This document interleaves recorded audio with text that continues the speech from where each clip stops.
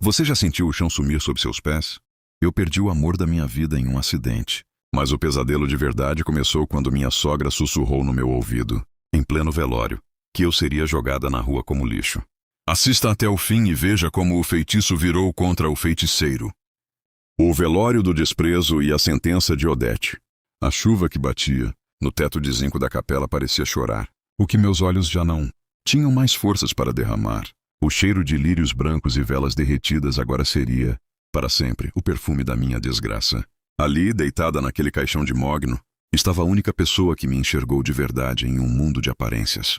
Beto não era apenas meu marido. Ele era meu escudo contra o veneno de uma família que nunca aceitou que uma garota de subúrbio ocupasse o lugar de honra na mansão dos Albuquerque. Eu estava sentada na primeira fila, sentindo o peso do vestido preto esmagar meus pulmões. Minhas mãos tremiam tanto que eu mal conseguia segurar o terço de cristal que Beto me dera no nosso primeiro aniversário de casamento. Eu olhava para o rosto sereno dele, tão imóvel, tão frio, e me perguntava como o universo permitia que um coração tão generoso parasse de bater enquanto corações feitos de pedra continuavam a ditar as regras do mundo. Foi então que senti a presença dela. Antes mesmo de ver sua sombra, senti o cheiro de um perfume importado caro, seco e agressivo que invadiu meu espaço como um invasor. Dona Odete. Ela não caminhava. Ela desfilava, mesmo em um funeral. Seu véu de renda francesa cobria metade do rosto, mas eu podia sentir seus olhos de lince me atravessando, medindo minha dor com desprezo. Ela não se sentou ao meu lado para me dar a mão. Ela se curvou sobre o meu ombro, o hálito frio roçando meu pescoço, e sua voz veio como o bote de uma cascavel, baixa o suficiente para que apenas eu pudesse ouvir, mas alta o suficiente para destruir o pouco que restava da minha sanidade. Olhe bem para ele, Mariana. Olhe para o seu bilhete premiado pela última vez. A festa acabou. Beto cometeu muitos erros na vida, e casar com você foi o maior deles. Mas agora que ele se foi, a ordem natural das coisas vai ser restaurada. Eu já assinei os papéis com os seguranças. Amanhã, ao nascer do sol, eu quero você fora da minha mansão. Não tente levar nada que não seja seu, ou eu te coloco na cadeia por roubo. Eu tentei falar, mas minha voz morreu na garganta seca. Eu olhei para ela, meus olhos implorando por um pingo de humanidade, mas o que encontrei foi um deserto de ódios antigos. Dona Odete nunca me perdoou por Beto ter escolhido o amor em vez do status. Para ela, eu era uma mancha no sobrenome da família, uma intrusa que precisava ser higienizada.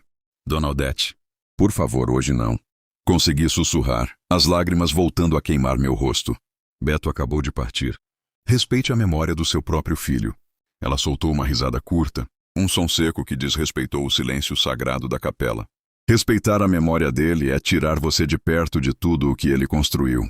Você é um vírus, Mariana, e eu sou a cura. Aproveite suas últimas horas sob um teto de luxo. Amanhã você volta para o esgoto de onde saiu.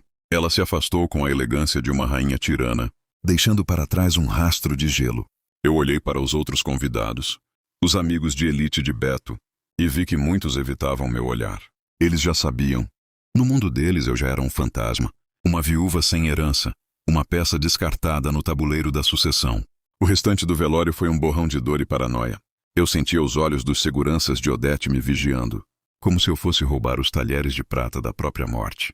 Mas o que ninguém ali sabia, e o que nem eu mesma tinha coragem de processar, era que Beto, em sua infinita sabedoria e proteção, tinha me deixado uma última linha de defesa. Dentro da minha bolsa, eu apertava uma pasta de couro velha. Beto me entregou aquela pasta semanas antes do acidente, durante um jantar silencioso. Ele parecia prever a tempestade. Mariana, se algo acontecer comigo, não abra isso na frente de ninguém. Leve para um lugar seguro. Sua vida depende do que está aqui dentro. Ele disse com uma seriedade que me arrepiou. Eu não abri a pasta ali. Eu não podia dar a Odete o prazer de saber que eu tinha uma arma secreta.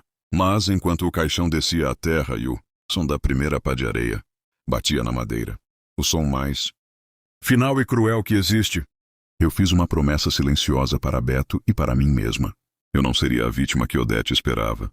Eu não seria a ratinha que ela queria esmagar. Se ela queria guerra, ela teria uma general.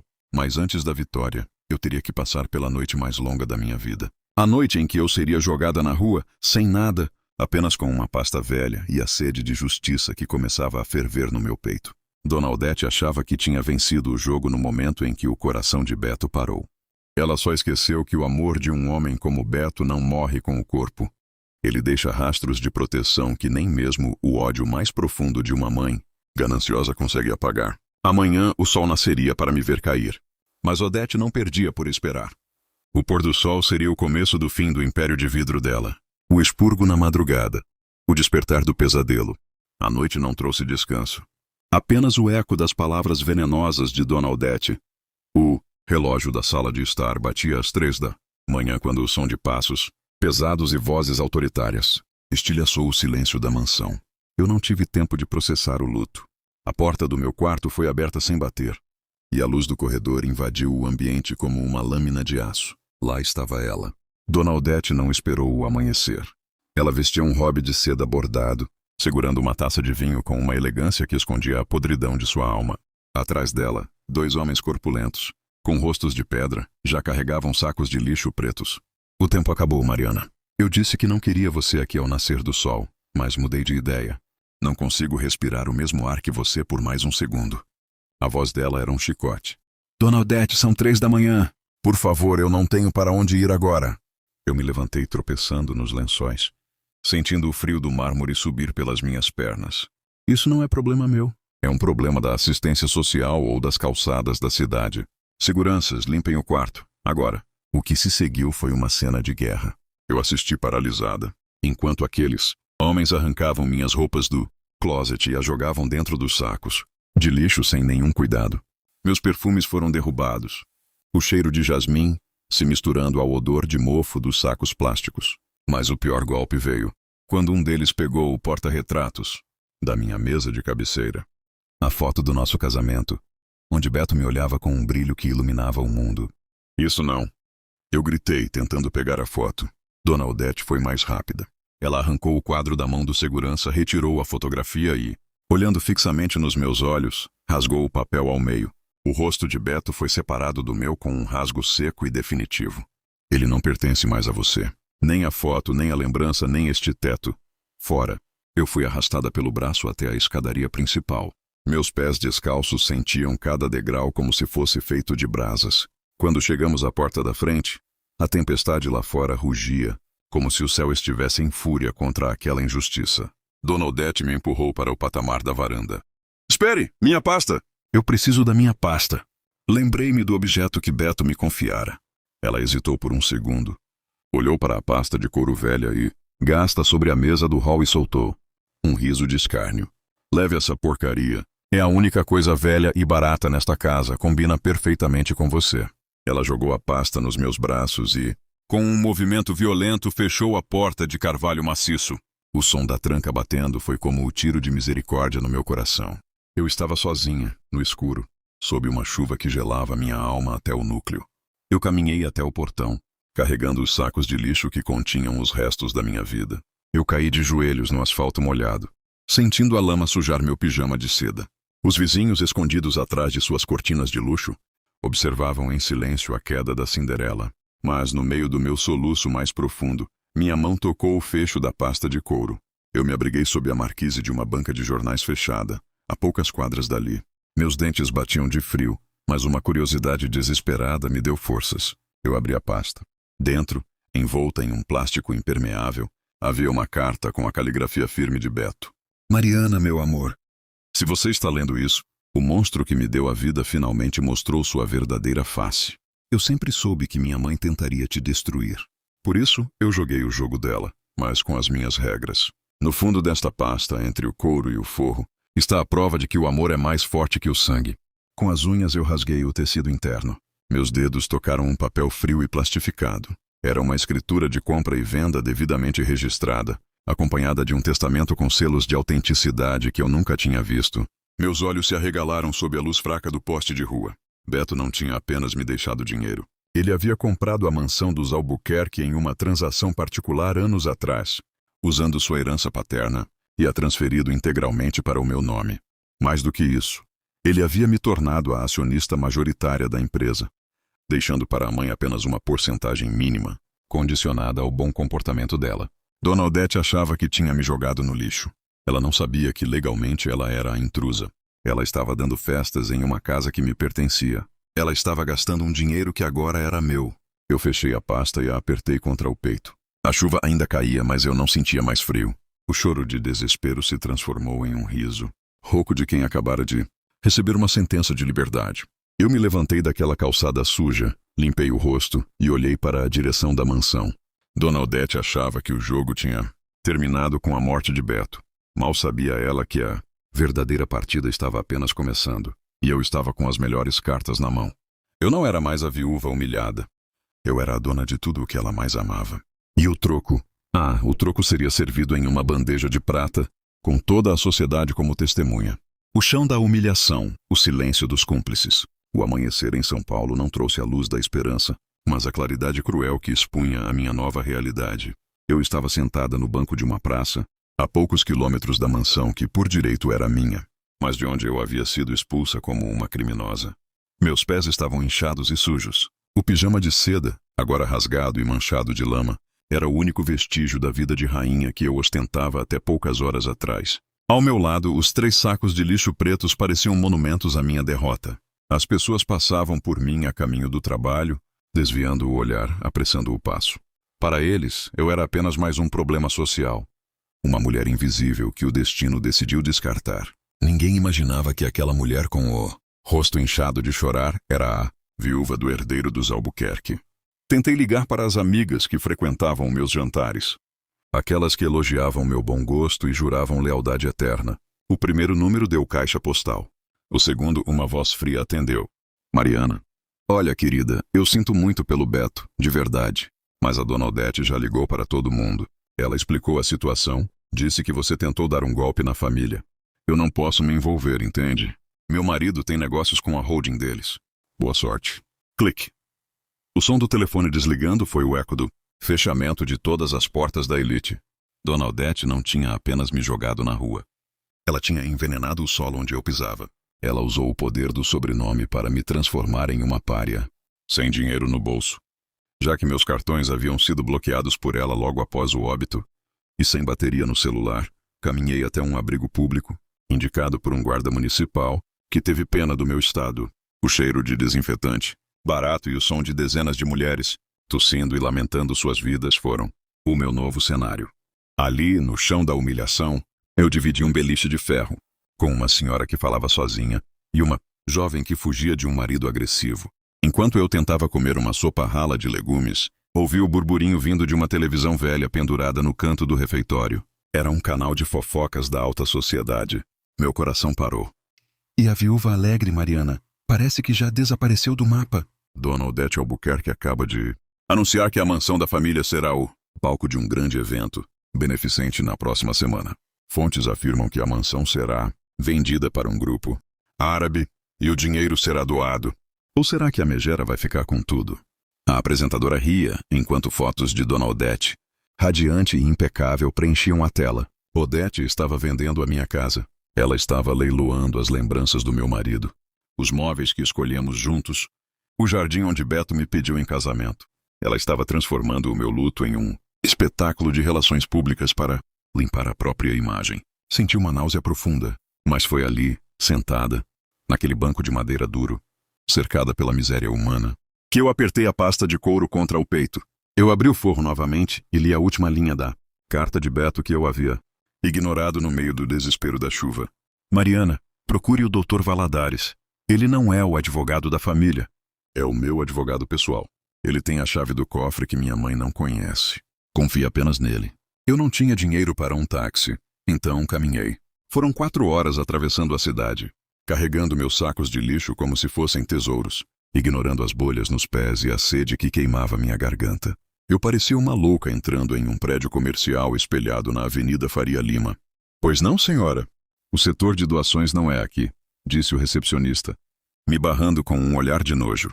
Eu quero falar com o Dr. Valadares. Diga a ele que a viúva de Beto Albuquerque está aqui. E diga que eu trouxe a pasta de couro. O homem hesitou, mas fez a ligação. 2 minutos depois, o elevador se abriu e um homem de cabelos brancos, terno impecável e olhos profundamente humanos correu em minha direção. Ele não recuou diante do meu cheiro de chuva e abrigo. Ele segurou minhas mãos sujas e me abraçou. Mariana, finalmente, Beto me disse que você viria. Mas eu não imaginei que aquela mulher chegaria a esse ponto, ele disse, com a voz embargada. Ele me levou para sua sala particular. Pediu que sua secretária trouxesse comida, água e roupas limpas. Enquanto eu comia, ele analisava os documentos da pasta com uma lupa. Mariana, escute bem, ele disse, batendo o punho na mesa. Dona Odete acha que venceu porque ela controla o fluxo de caixa imediato da empresa. Mas o que ela não sabe é que Beto comprou a mansão através de uma offshore que ele criou há 5 anos. Legalmente, ela está morando de favor na sua casa. E sobre a empresa, Beto nunca deixou de investir. Ele transferiu 70% das ações preferenciais para o seu nome no mês passado. Eu parei de comer. O Dr. Valadares sorriu, mas era um sorriso de guerra. Ela quer dar um jantar de gala para vender a mansão? Ótimo. Vamos deixar que ela gaste cada centavo na decoração. Que ela convide a imprensa. Que ela se sinta a rainha do mundo. E, no momento em que ela for assinar o contrato diante de todos, nós vamos entrar. Não como pedintes, mas como os verdadeiros donos do império. Naquela noite eu não dormi no abrigo.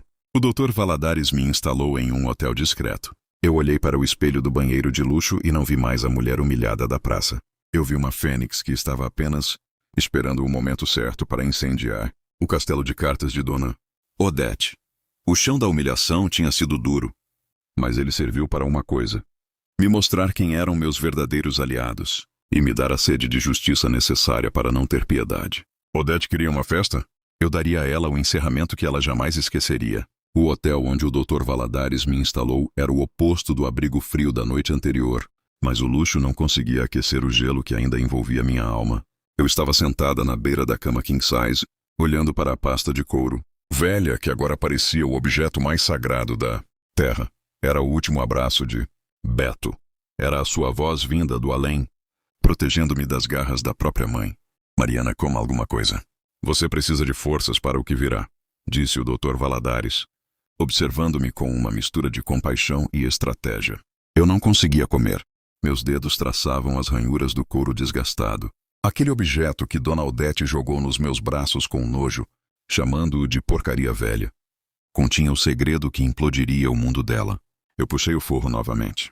Dessa vez rasguei o tecido com mais força, revelando o compartimento que Beto chamou de fundo falso. Ali, entre o papelão rígido e a camurça, além da escritura e do testamento, havia um pequeno envelope pardo, lacrado com cera. Eu o abri com cuidado. Dentro, um pendrive prateado e uma chave de ouro com um número gravado, 742. O que é isso, doutor? Perguntei, estendendo os objetos. Valadares pegou o pendrive e o conectou ao seu notebook. O silêncio na sala foi interrompido apenas pelo som do processador carregando. Quando a tela se iluminou, um vídeo começou a rodar. Era Beto. Ele estava no escritório da mansão, parecendo cansado, mas com um olhar determinado que eu conhecia bem. Mariana, se este vídeo chegou até você, o meu maior medo se confirmou. Minha mãe não é apenas uma mulher ambiciosa. Ela é uma criminosa. Eu descobri que ela vem desviando fundos da holding da família há 10 anos para alimentar cassinos clandestinos na Europa e pagar dívidas de agiotas de luxo. Ela está sangrando a empresa por dentro. Eu cobri a boca com as mãos. Beto continuou, a voz firme. O pendrive contém todas as planilhas, os laranjas que ela usou e as contas numeradas na Suíça. Ela acha que a mansão é o seu último refúgio, mas eu a comprei dela através de uma dívida de jogo que ela contraiu e não pôde pagar. Ela assinou a venda para mim em um momento de desespero, achando que eu guardaria o segredo para sempre. Ela não sabe que eu registrei tudo no seu nome, Mariana. A chave que você encontrou é de um cofre no Banco Central. Lá estão as joias da minha avó e o dinheiro em espécie que ela tentou esconder da Receita. Use tudo para se defender. O vídeo terminou com Beto sorrindo e mandando um beijo para a câmera. Não tenha piedade, meu amor. Ela nunca teve de você. O Dr. Valadares fechou o notebook. Seus olhos brilhavam com uma satisfação jurídica quase predatória. Mariana, isso muda tudo. Eu achei que teríamos apenas uma disputa de propriedade. Mas isso é um checkmate criminal. Dona Odete não vai apenas perder a casa. Ela pode terminar o jantar de gala saindo no banco de trás de uma viatura. Mas eu não queria apenas a polícia. A humilhação que eu sofri na calçada, debaixo de chuva, com meus sacos de lixo, precisava ser devolvida com a mesma intensidade. Eu queria ver o rosto dela quando percebesse que a ratinha agora tinha as chaves de sua gaiola de ouro. Doutor, quanto tempo temos até o jantar? Perguntei, sentindo uma frieza calculista tomar conta de mim. 4 dias. Ela está gastando fortunas. Contratou o buffet mais caro do país e convidou a imprensa internacional. Ela quer anunciar a venda da mansão como o grande fechamento de ciclo dos Albuquerque. Ótimo, deixe que ela gaste. Deixe que ela se sinta vitoriosa. Nós vamos usar esses 4 dias para transformar a Mariana do abrigo na proprietária que Beto planejou. Eu quero o melhor cabeleireiro, o melhor alfaiate e os melhores detetives particulares. Eu quero saber cada convidado que estará naquela mesa. Nos dias seguintes, o Dr. Valadares e eu trabalhamos como generais em uma sala de guerra. Eu usei parte do recurso do cofre secreto para contratar uma equipe de segurança de elite, homens que não respondiam a Odete. Fui a clínicas de estética, que me trataram com o respeito que o dinheiro compra. Mas meu olhar permanecia endurecido. O salão de beleza não estava apenas cuidando do meu cabelo. Estava polindo a minha armadura. Eu via as notícias. Odete estava em todos os lugares, posando de viúva sofredora mais forte, que estava vendendo o patrimônio para ajudar instituições. Mentira, ela estava vendendo para fugir do país antes que os rombos na empresa fossem descobertos. No terceiro dia recebi um pacote. Era o vestido que eu usaria, preto como o luto que eu ainda sentia, mas com fios de prata que brilhavam como navalhas. Eu o vesti e me olhei no espelho. A Mariana que chorava no túmulo de Beto tinha morrido. Ali no reflexo estava a mulher Albuquerque, a dona do império. O fundo falso daquela pasta não guardava apenas papéis. Beto! Sussurrei para o vazio. Guardava a minha sobrevivência.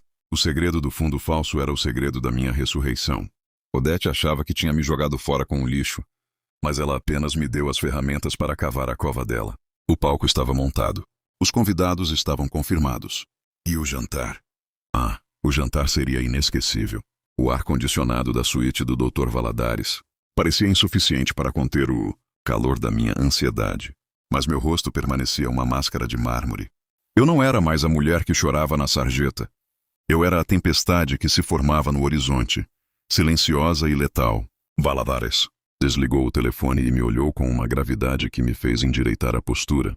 Mariana, os tubarões já estão circulando. Dona Odete marcou uma reunião prévia ao jantar. Estão lá o CEO do Fundo Árabe, 2 diretores da holding que ela ainda pensa controlar, e o tabelião que ela subornou para agilizar a papelada da venda da mansão. Eles acham que você evaporou. Para eles você é uma nota de rodapé irrelevante em um contrato de bilhões.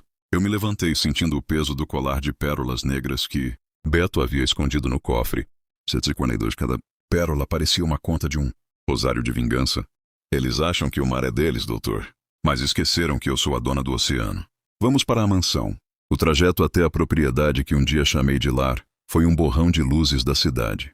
Paramos o carro blindado a uma quadra de distância. Pelo vidro escurecido vi a movimentação. Garçom de luvas brancas, seguranças de fones de ouvido e os carros pretos e luxuosos estacionados em fila indiana.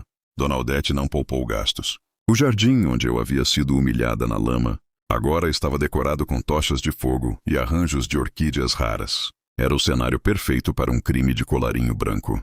Entramos pelos fundos, usando a chave mestra que Valadares possuía como antigo interventor legal. Caminhamos pelos corredores de serviço, os mesmos que os nobres Albuquerque ignoravam.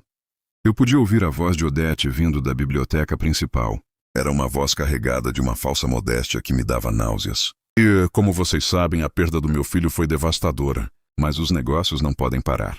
Beto gostaria que a mansão servisse a um propósito maior. Aqui está a minuta da venda. Tudo limpo, tudo em ordem. A risada dela ecoou, seguida pelo som de gelo batendo em copos de cristal. Eu parei diante da porta de carvalho da biblioteca. Valadares segurou meu braço por um segundo. Um sinal silencioso de agora. Eu não bati. Eu apenas empurrei as portas duplas com a força de quem retoma o que é seu por direito. O silêncio que se seguiu foi absoluto. Os 5 homens sentados em volta da mesa de mogno, os tubarões da economia global, congelaram com os charutos e copos a meio caminho da boca. Mas o rosto de Dona Odete foi a verdadeira obra de arte do caos. Ela empalideceu tanto que as joias em seu pescoço pareceram ganhar mais cor que sua própria pele. Mariana, o que é isso? Segurança! Ela gritou, a voz falhando em um agudo de pânico. Os seguranças estão lá fora. Odete. E agora eles respondem a quem paga o salário deles com dinheiro limpo. Minha voz saiu calma, profunda, preenchendo cada canto da sala que Beto tanto amava. Eu caminhei até a mesa, ignorando os olhares confusos dos investidores árabes. Peguei o contrato de venda que estava diante do tabelião e, sem dizer uma palavra, rasguei-o ao meio, jogando os pedaços sobre o colo de Odete. Senhores, disse eu, voltando-me para os investidores, sinto informar que este jantar é uma fraude. Dona Odete está tentando vender uma propriedade que não lhe pertence e ações de uma empresa que ela não controla. O Dr. Valadares aqui presente tem a documentação que prova que eu, Mariana Albuquerque, sou a única proprietária desta mansão e a acionista majoritária da holding. Um dos diretores da empresa, um homem que sempre me ignorou nos jantares de Natal, levantou-se indignado. Isso é um absurdo. Mariana, você é apenas a viúva. Você não entende de negócios. Eu entendo de sobrevivência, respondi aproximando-me dele até que ele recuasse. E entendo que você, Sr. Castro, recebeu 2 milhões de reais em uma conta no exterior para facilitar essa venda ilegal. O Dr. Valadares tem os extratos. A sala, que antes cheirava a fumo caro e arrogância, agora cheirava a medo. Os tubarões começaram a se entreolhar, percebendo que as águas tinham mudado. Odete, recuperando um pouco do fôlego, tentou uma última cartada. Você não tem nada, sua ratinha de esgoto. Beto nunca faria isso. Ele me amava. Ele te conhecia, Odete. Essa era a diferença. Eu sinalizei para Valadares, que abriu sua pasta e colocou sobre a mesa as cópias da escritura original e os relatórios de desvios, que Beto havia compilado. Senhores, a reunião acabou. Sugiro que saiam agora antes que as autoridades cheguem para coletar depoimentos sobre tentativa de estelionato. Os investidores árabes, homens que não suportavam escândalos, levantaram-se imediatamente, saindo sem olhar para trás. Os diretores da holding, pálidos e trêmulos, seguiram o exemplo, deixando Odete sozinha no centro da sua própria ruína. Ela desabou na cadeira, os olhos arregalados, as mãos agarrando a borda da mesa. A mansão estava silenciosa, exceto pelo som do vento nas cortinas. Você não pode fazer isso. Ela sussurrou, a voz quebrada. Eu sou a sua sogra. Eu sou a mãe do homem que você amou. Você foi a mulher que tentou destruir o que ele mais amava. Eu respondi, inclinando-me sobre ela. O jantar de gala ainda vai acontecer. Odete, mas o prato principal não será a venda da mansão. Será a sua prestação de contas. A reunião dos tubarões terminou com os predadores fugindo. E a rainha deposta no seu próprio trono de mentiras. Mas o clímax ainda estava por vir. O jantar de gala estava prestes a começar, e a imprensa já estava no jardim. O som dos talheres de prata, batendo contra a porcelana chinesa, ecoava pelo salão de festas como uma contagem regressiva para o abismo. O lustre de cristal, com suas milhares de facetas, projetava luzes que pareciam fragmentos de gelo sobre os convidados. Dona Odete, recuperada do choque inicial na biblioteca, por pura negação, e doses cavalares de soberba, ocupava a cabeceira da mesa. Ela vestia um azul royal profundo, a cor da realeza, e o colar de esmeraldas brilhava em seu pescoço como um troféu de guerra. Ao redor dela, a nata da sociedade paulistana e os investidores que ainda não haviam fugido cochichavam, sentindo a eletricidade pesada no ar. Odete sorria, mas era um sorriso de gesso, rígido e sem vida. Ela achava que se mantivesse as aparências diante das câmeras da imprensa social, a realidade que eu e o Dr. Valadares apresentamos na biblioteca simplesmente deixaria de existir. Meus queridos amigos, começou ela, levantando sua taça de cristal bacará, a voz trêmula mas projetada. Estamos aqui para celebrar a continuidade. Meu filho, Beto, sempre quis que este patrimônio servisse ao progresso. Hoje anunciamos a passagem de bastão.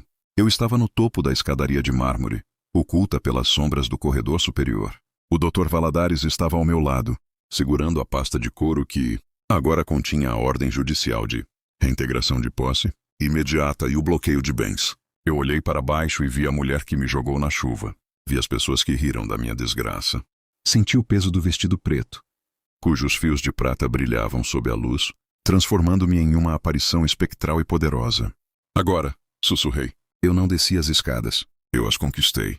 Cada passo que meus sapatos, de salto, davam contra o mármore, soava como um martelo de juiz batendo o veredito. O burburinho no salão morreu instantaneamente. As cabeças se viraram em uníssono. Os fotógrafos, farejando o escândalo, apontaram suas lentes para cima. Odete congelou com a taça erguida. O vinho tinto balançou perigosamente, refletindo o pânico em seus olhos. Mariana. O nome saiu da boca dela como um engasgo. O que é essa palhaçada? Seguranças. Tirem essa mulher daqui! Ela está perturbada pelo luto. 2 seguranças se aproximaram, mas o Dr. Valadares deu um passo à frente, erguendo um documento com o selo do Tribunal de Justiça. Senhoras e senhores, por favor, mantenham a calma. A voz do advogado projetou-se com autoridade técnica. Sou o inventariante oficial e representante legal da senhora Mariana Albuquerque. Tenho em mãos uma liminar de urgência. Este evento é ilegal. Esta propriedade pertence integralmente à minha cliente. E qualquer contrato assinado aqui hoje será considerado fraude passível de prisão imediata. Um silêncio sepulcral dominou o salão. Eu terminei de descer os últimos degraus e caminhei calmamente até a mesa de jantar. Os convidados recuavam, abrindo um corredor de medo e curiosidade. Parei exatamente diante de Odete. A distância entre nós era de apenas alguns centímetros, o suficiente para eu sentir o cheiro do seu medo misturado ao perfume caro. A ratinha de esgoto veio buscar o que é dela, Odete, disse eu, em um tom de voz que não precisava de microfone para ser ouvido por todos. O jantar acabou. A casa é minha. A empresa é minha. E, de acordo com as investigações de auditoria que Beto deixou prontas, até as joias que você está usando foram compradas com dinheiro desviado da holding. Você está mentindo, ela gritou, a voz quebrando em um agudo histérico. Eu sou a mãe dele. Eu sou uma Albuquerque. Você não é nada! Você é uma ladra, Odete. Eu me inclinei sobre a mesa, apoiando as mãos na toalha de linho. Você roubou o próprio filho. Você sangrou a empresa para pagar suas dívidas de jogo. Você achou que Beto era fraco, mas ele era justo. Ele preparou cada prova contra você. Ele me deu as chaves para fechar a sua cela. Eu sinalizei para o Dr. Valadares. Ele ligou o projetor que estava preparado para a apresentação da venda. Em vez de gráficos de lucro, a tela gigante no fundo do salão exibiu o vídeo de Beto que eu vira no hotel. A voz dele, profunda e amorosa, mas firme como o aço, preencheu o ambiente, detalhando os crimes da mãe. Os convidados começaram a se levantar, chocados. As câmeras de TV não paravam de registrar a queda da rainha da sociedade. Odete olhava para a tela, depois para mim, depois para os convidados que agora a olhavam com nojo. O mundo dela, construído sobre mentiras e opressão, estava implodindo em rede nacional. Seguranças. Chamei olhando para os homens que Odete contratara. De acordo com a ordem judicial, vocês agora respondem a mim.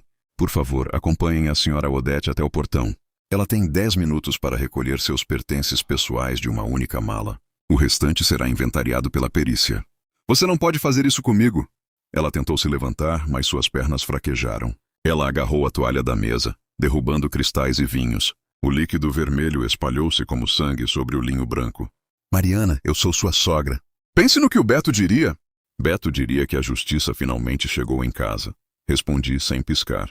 Ele te deu inúmeras chances de parar. Você escolheu a ganância. Agora, escolha o caminho da porta. Odete foi escoltada para fora sob o flash incessante dos fotógrafos. Ela não saiu como uma dama. Saiu gritando ofensas que só confirmavam sua loucura e desespero. Os convidados, percebendo que o jantar da execução tinha mudado de alvo, começaram a se retirar em silêncio, deixando-me sozinha no meio daquele salão imenso. Eu olhei para o lugar vago de Beto à mesa. A dor ainda estava lá, mas o peso da injustiça tinha sido removido. Eu não era mais a nora humilhada. Eu era a sentenciadora. O jantar de gala terminou com as luzes se apagando sobre a era de Odete e um novo amanhecer, frio e solitário, mas honesto, começando para mim. A atmosfera na sala de audiências da 4ª Vara de Família e Sucessões era sufocante, carregada pelo cheiro de papel antigo e o peso de segredos que levaram décadas para serem desenterrados. O silêncio era interrompido apenas pelo som rítmico do relógio de parede, que parecia marcar os batimentos cardíacos acelerados de Dona Odete. Ela estava sentada à esquerda, vestindo um conjunto de seda cinza, tentando manter uma postura de nobreza que já não lhe pertencia. Seus olhos, antes transbordando arrogância, agora estavam injetados, fixos na mesa de madeira escura à sua frente.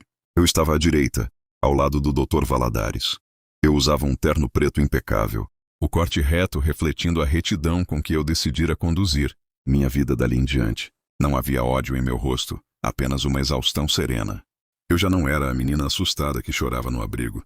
Eu era a mulher que atravessara o fogo e voltara com a verdade nas mãos. O juiz de direito, Dr. Maurício Alencar, entrou na sala. Todos se levantaram em um movimento coreografado. Ele era um homem de cabelos grisalhos e olhar penetrante, conhecido por sua imparcialidade implacável.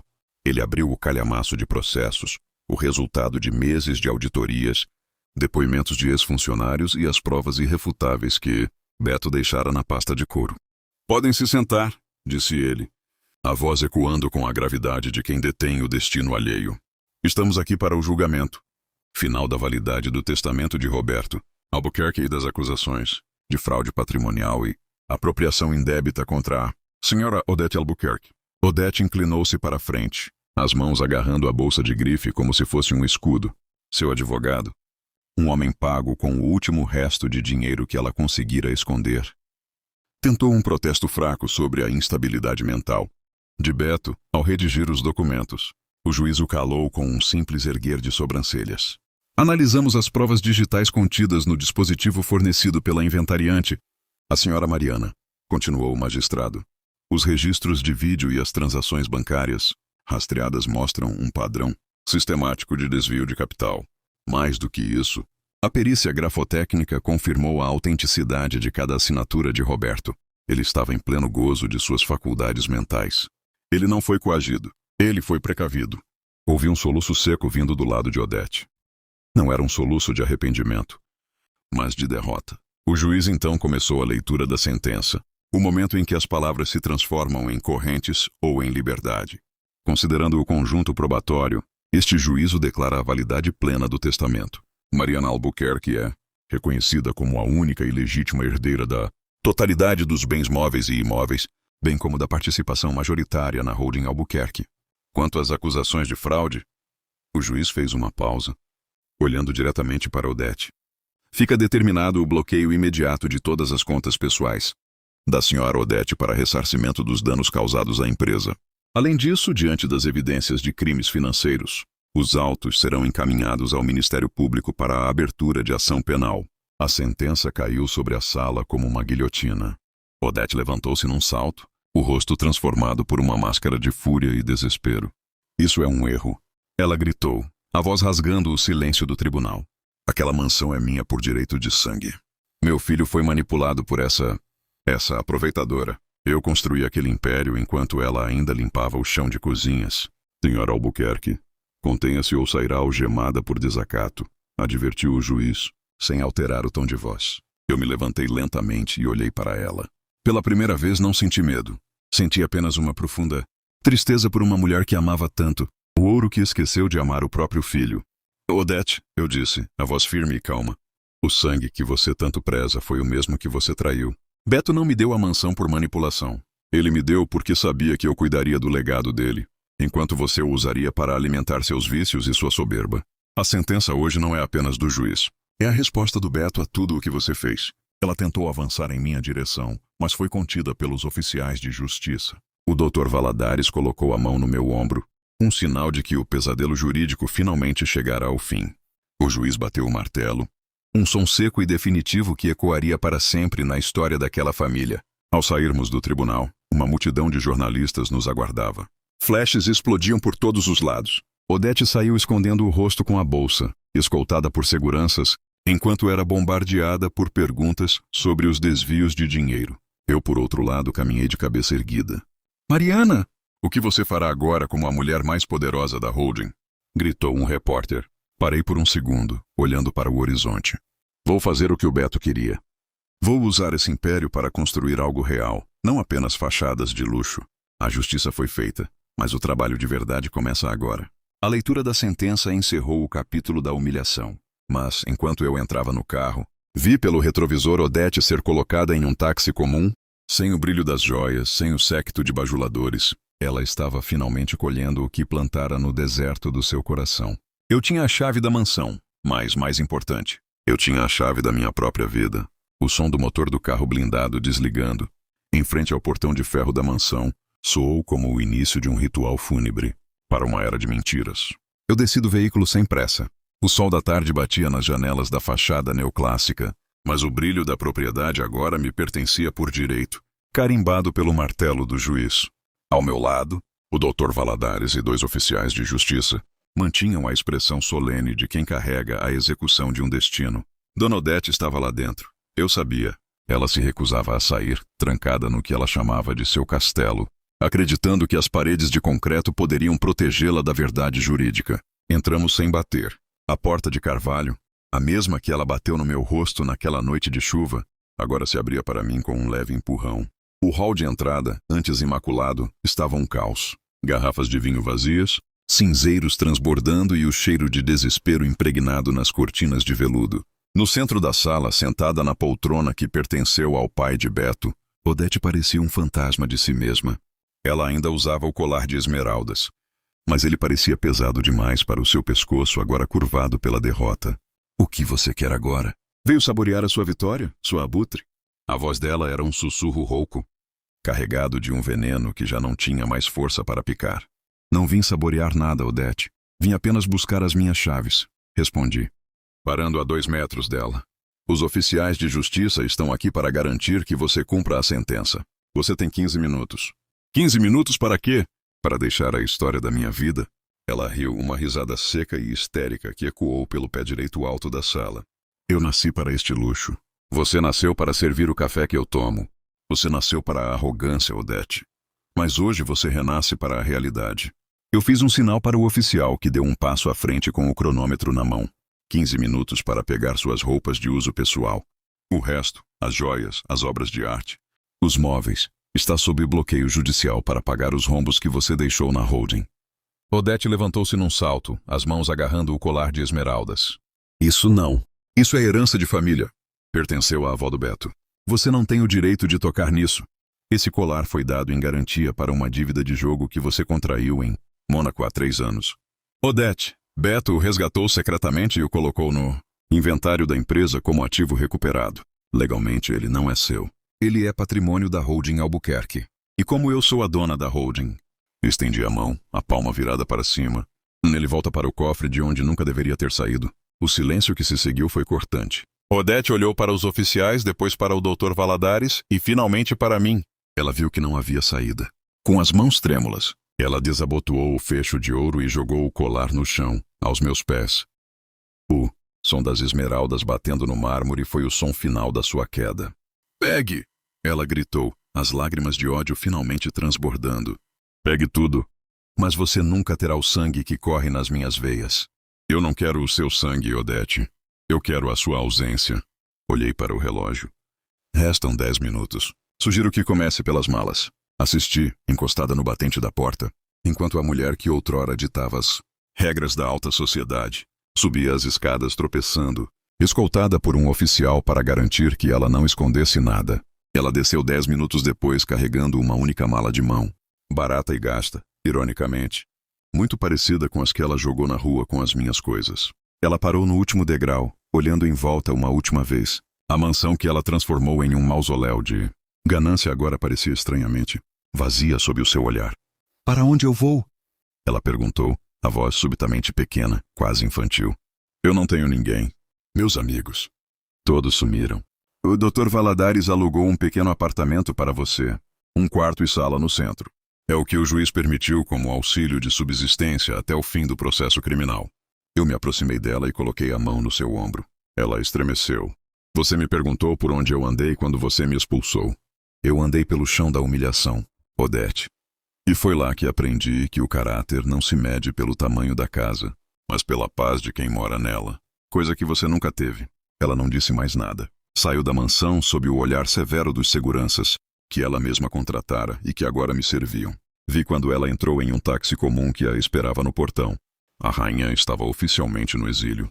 Eu fechei a porta da frente e girei a chave. O som da tranca foi um alívio. Eu estava sozinha na imensidão daquela casa. Caminhei até o escritório de Beto, sentei-me na cadeira dele e respirei fundo. O cheiro de tabaco e couro ainda estava lá. A parte 8 da minha história não era sobre o despejo dela, mas sobre o meu retorno ao centro da minha própria vida. O despejo reverso estava concluído. A vilã estava fora. Mas enquanto eu olhava para os documentos sobre a mesa, percebi que o maior desafio ainda estava por vir. O que fazer com um império que foi construído sobre tantas dores?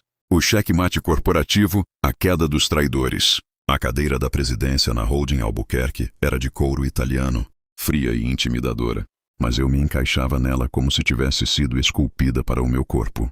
Diante de mim, uma parede de monitores exibia o fluxo de caixa que Dona Odete quase destruiu.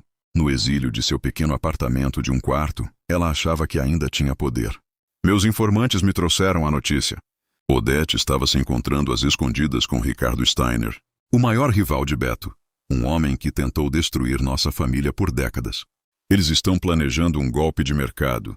Mariana, disse o Dr. Valadares, jogando uma pasta sobre a mesa. Odete prometeu a Steiner as senhas das contas criptografadas da empresa em troca de uma pensão vitalícia e a retomada da mansão. Ela quer sabotar as ações para que a empresa quebre e Steiner a compre por uma fração do valor. Eu olhei para o relógio de pulso que pertencerá a Beto. O tempo da piedade havia expirado junto com o prazo do despejo. Ela acha que as senhas que ela tem ainda funcionam? Perguntei com um sorriso gélido que eu mesma estranhei no espelho. Odete esqueceu que eu passei 12 anos ao lado do gênio que criou esse sistema. Ela acha que conhece o labirinto, mas eu ajudei o Beto a construir as paredes. Eu convoquei uma reunião de emergência no conselho de administração para aquela mesma tarde. Steiner e Odete apareceram, entrando na sala de reuniões com a arrogância de quem já se sentia dono do prédio. Odete usava um vestido simples, mas seu olhar ainda tentava escravizar quem cruzasse seu caminho. Mariana, querida, disse Steiner, sentando-se sem ser convidado. Viemos facilitar a sua saída. O mercado sabe que você não tem experiência. As ações estão caindo. Assine a transferência para o meu grupo e garantiremos que você saia com uma boa poupança. Caso contrário, Odete revelará segredos que farão a polícia bater à sua porta amanhã. Eu me levantei lentamente, caminhando até a janela de vidro que dava para toda a cidade. É curioso como a ganância cega as pessoas, Steiner. Odete, você realmente achou que o fundo falso da pasta do Beto continha apenas escrituras? Virei-me para eles, projetando na tela gigante da sala uma gravação de áudio em tempo real. Era a voz de Odete e Steiner, gravada na noite anterior, detalhando o plano de sabotagem e a lavagem de dinheiro que pretendiam fazer. O rosto de Steiner ficou cinza. Odete começou a tremer. Isso é ilegal, gritou Odete. Você nos gravou. Eu não gravei vocês. O sistema de segurança da holding, que o Beto calibrou para detectar qualquer acesso externo não autorizado, gravou a tentativa de invasão de vocês. Respondi aproximando-me da mesa. E enquanto vocês discutiam como me destruir, eu usei o capital do cofre, 742, para recomprar todas as ações que vocês tentaram desvalorizar. Eu joguei 2 envelopes pardos sobre a mesa, do conselho e a denúncia por espionagem industrial. Seus bens foram congelados há 10 minutos. E para você, Odete? Olhei para ela com uma mistura de asco e libertação. Aqui está o aditamento ao seu processo criminal. O juiz não será tão clemente agora que você tentou vender segredos de Estado da empresa para um concorrente. Você é um monstro! Soluçou Odete, caindo de joelhos no carpete luxuoso. Eu sou sua família. Família não conspira contra o sangue. Família não vende o legado do próprio filho. Eu sinalizei para os seguranças da PF que aguardavam na antessala. Levem-nos. O mercado precisa de uma limpeza. E ela começa agora. Assisti Steiner ser algemado e Odete ser levada, gritando o meu nome pelos corredores de vidro. O silêncio que retornou à sala de reuniões foi absoluto. Os outros diretores que antes duvidavam de mim, agora abaixavam a cabeça em sinal de respeito. Eu não era mais a viúva. Eu era a soberana. O cheque-mate corporativo estava dado. O império de Beto estava seguro e limpo. Mas ao sentar novamente na cadeira da presidência, percebi que a vitória nos negócios era apenas o penúltimo passo. Faltava uma última coisa. Transformar toda aquela dor em um legado que Beto se orgulharia de ver do outro lado. O legado de Beto, o nascer de uma nova era. O sol de outono entrava pelas grandes janelas da mansão, mas o ar não estava mais pesado com o cheiro de mofo da ganância ou o perfume sufocante de Dona Odete. Agora, a casa cheirava a café fresco, flores colhidas no jardim e, pela primeira vez em décadas, a risadas sinceras. Eu estava no centro do salão principal, onde um dia fui humilhada, mas não via mais fantasmas. Eu via a esperança.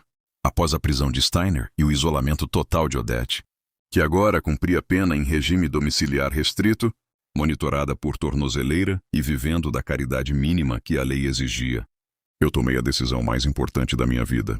Eu não precisava de 30 quartos para morar sozinha. Eu não precisava de um palácio para ostentar uma solidão dourada.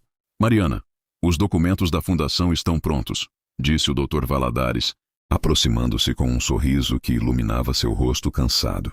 O Ministério da Justiça aprovou o estatuto. A partir de hoje, a mansão Albuquerque deixa de existir nos registros oficiais.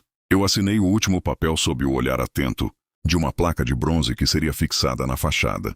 Nela estava escrito: Fundação Beto, Casa de Apoio à Dignidade.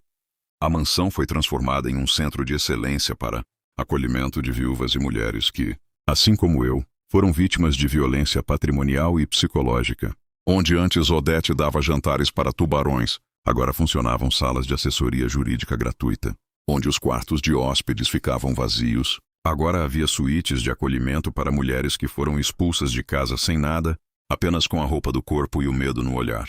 Eu caminhei até o jardim, o mesmo lugar onde as minhas roupas foram jogadas na lama.